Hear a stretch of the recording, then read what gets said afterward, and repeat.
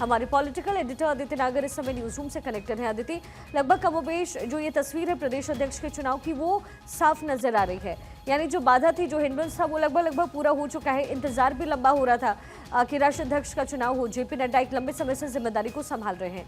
BJP की आगे की रणनीति अब क्या होने वाली है अदिति? ये तीनों तारीख बहुत महत्वपूर्ण है, जिसका इंतजार है सबको, क्योंकि नाम पे नाम आए, नाम पे नाम नहीं आए, तारीख आई, और उस तारीख का इंतजार में अब जो जिसे कहें कि जो आखिरी स्टेप बाकी है, क्योंकि जैसा आपने अभी गणित बताई कि 36 में से 19 प्रदेश अध्यक्षों के नाम हो चुके हैं घोषणा। आज उड़ीसा का होना था, लेकिन वो अब 8 तारीख को हो रहा है, लेकिन 19 हो चुके हैं। तो ऐसी स्थिति में राष्ट्रीय अध्यक्ष अब एक आखिरी पड़ाव है जिसका इंतजार है। बहुत लंबा समय बीत चुका है। अब देखिए, अगला प्रोसेस ये है कि आरएसएस के कंसल्टेशन के साथ अक्सर भारतीय जनता पार्टी अपने इतने बड़े पद पे रखती है।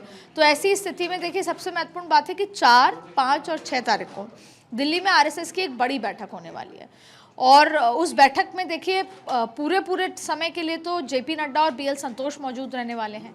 माना यह भी जा रहा है कि कुछ देर के लिए अमित शाह भी उस बैठक में मौजूद होंगे, और आरएसएस के तमाम बड़े जो पदाधिकारी हैं वो उसमें मौजूद रहने वाले हैं, जिसमें मोहन भागवत का जिक्र करें, दत्तात्रेय होसबोले से लेकर तमाम बड़े नेता उस बैठक में मौजूद रहने वाले हैं।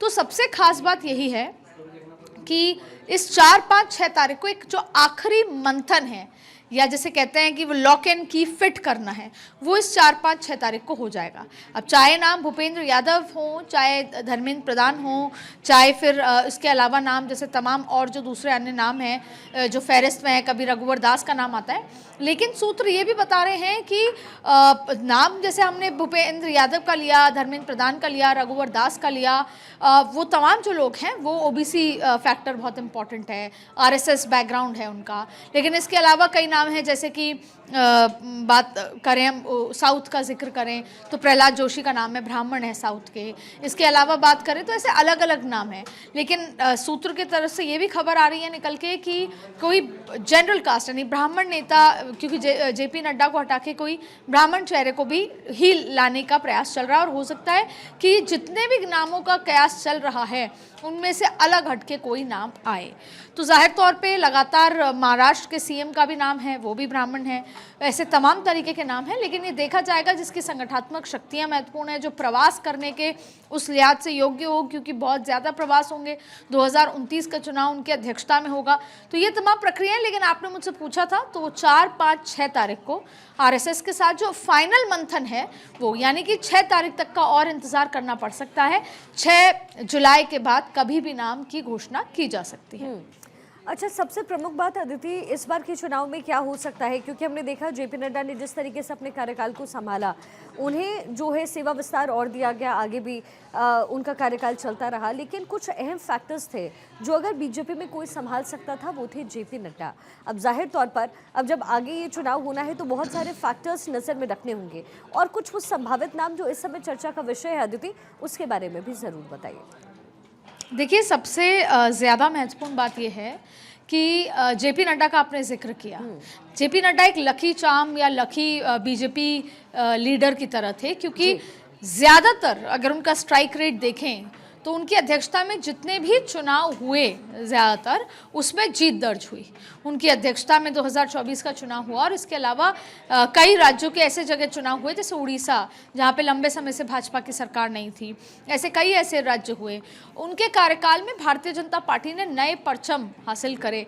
दिल्ली भारतीय जनता पार्टी ने जेपी नड्डा की अध्यक्षता में उस दिल्ली जैसे 27 साल बाद उसको हासिल किया।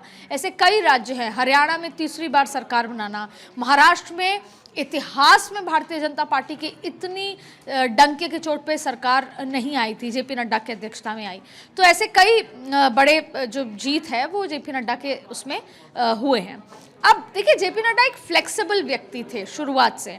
हिमाचल से आते हैं, जनरल कास्ट के हैं, और ब्राह्मण हैं, और जेपी नड्डा को संगठन की समझ भी थी, और साथ में उनको पता था कि नरेंद्र मोदी, अमित शाह और आरएसएस तीनों को खास तौर पे साथ लेकर कैसे आगे बढ़ना है, भारतीय जनता पार्टी की सोच को कैसे आगे बढ़ाना है।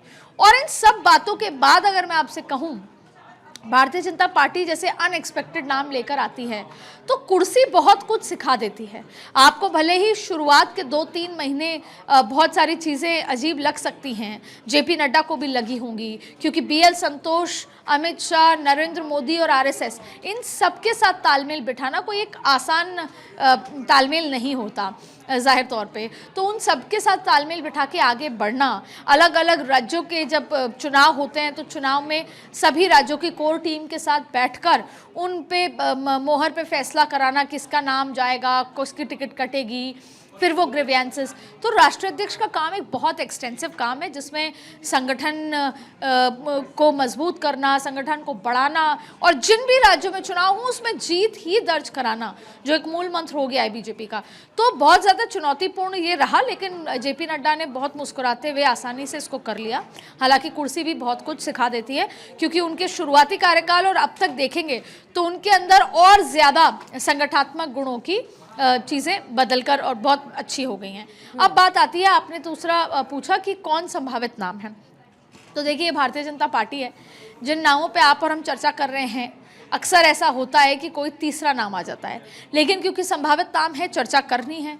और मेरे सूत्र अभी बता रहे हैं कि कोई ब्राह्मण और जनरल कास्ट से होगा, लेकिन इसके अलावा उस लिहाज से अगर बात करें रेस में जो चर्चा में है, उसमें भूपेंद्र यादव का नाम, जो कि ओबीसी हैं, यादव हैं, उनका इम्पैक्ट ना सिर्फ बिहार बल्कि ओवरऑल देश में ओबीसी लिहाज से यादव वोट बैंक में बहुत ज़्यादा इम्पैक्ट होगा ओबीसी। फिर इसको अगर उस लिहाज से छोड़ भी दिया जाए तो बहुत अच्छे संगठन की समझ वाले वो महारथी माने जाते हैं, आरएसएस की विचारधारा को समझते हैं, नई बीजेपी के काम करने की प्रणाली को समझते हैं, पुरानी बीजेपी के साथ काम कर चुके हैं, तो उनके अंदर ये तमाम तरीके के कॉम्बिनेशन महत्वपूर्ण है।